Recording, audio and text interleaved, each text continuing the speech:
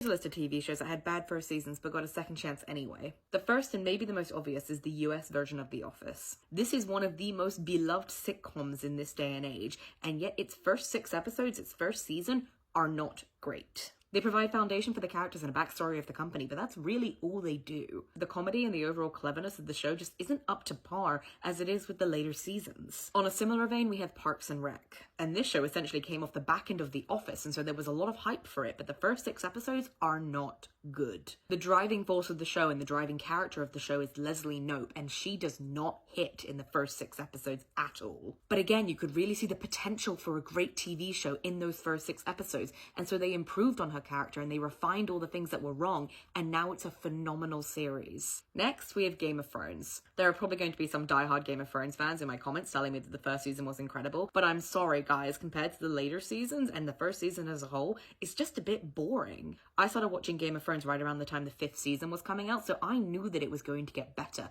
I knew that I had to slug my way through the boring first season to get to the better seasons. And it is so lucky that it had the chance to have another season because the first one was quite dull. Next, we have House of the Dragon. This might be a bit of a cheat because it's only got 1 season, but guys, seriously, fight me. Another sitcom, Schitt's Creek, which is known as such a perfect little capsulated sitcom, did not have that strong of a first season. The characters were incredibly unlikable, and yes, they are meant to be unlikable, but it is so much easier to watch a show when you like the characters. And when you look at season 1 of Schitt's Creek compared to when they bring in Patrick, it's so different. It's like a different show. Next, we have one that I actually haven't seen, but everywhere online I've seen this discourse going around over and over and over again. Buffy the Vampire Slayer. Very weak first season. On a similar vein, we have Supernatural. Apparently a very weak first season. Also one I've not yet seen. The Big Bang Theory, which got 10 seasons out of this sitcom, and the first one is not great.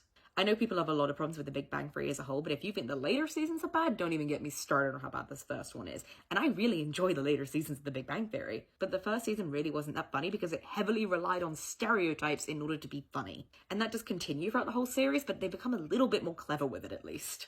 A little. And even shows aimed at younger audiences aren't immune to the first season being bad. Wizards of Waverly Place, phenomenal children's show. The first season, not as good as the later ones. Same thing can be said with Hannah Montana. And the thing is, all of these shows went on to be incredibly successful, but they had to use their first season to find their feet, and audiences had to let it marinate a bit in order to get better. And I feel like we're just not letting shows do that anymore. It has to be perfect or it's scrapped. Just looking at the amount of TV shows that are scrapped after the first season because they didn't hit immediately with audiences is really disheartening. And so many of these shows have such great potential in them, but we just didn't let them cook. Shows like Everything Sucks, I Am Not Okay With This, Grease, Rise of the Pink Ladies. All of these scrapped after the first season because we're not letting shows find their legs anymore. And the majority of the fault should be placed on executives at streaming services who are encouraging this mass release and mass cull of TV shows. But it's also filtering onto us as an audience because we are becoming so much more unforgiving of TV shows. And when I see discourse going online about the new Percy Jackson TV show, saying that it's a bad show or that it sucks for having slight flaws that could easily be improved on in the next season, or saying that it's not a faithful adaptation when the author himself has had such a heavy hand in rewriting the show, it really worries me for the show because we're letting our personal opinions, not our objective ones,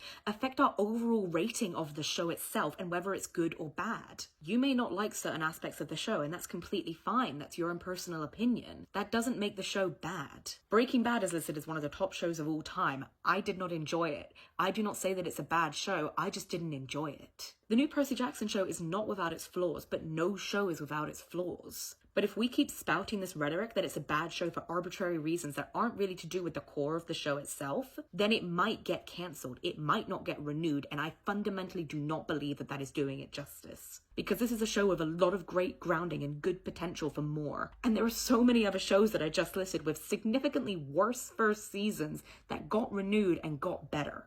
I think we all collectively need to take a beat and stop shouting into the echo chamber of negative reviews. You cannot like the new Percy Jackson show. That is completely your own right. But that does not make it a bad show. Does the first season have flaws? Yes. That does not mean that it's unsalvageable. That does not mean that it hasn't got the potential to be great. And if any of you have any other shows that had really bad first seasons, drop them down in the comments. I'd love to know them.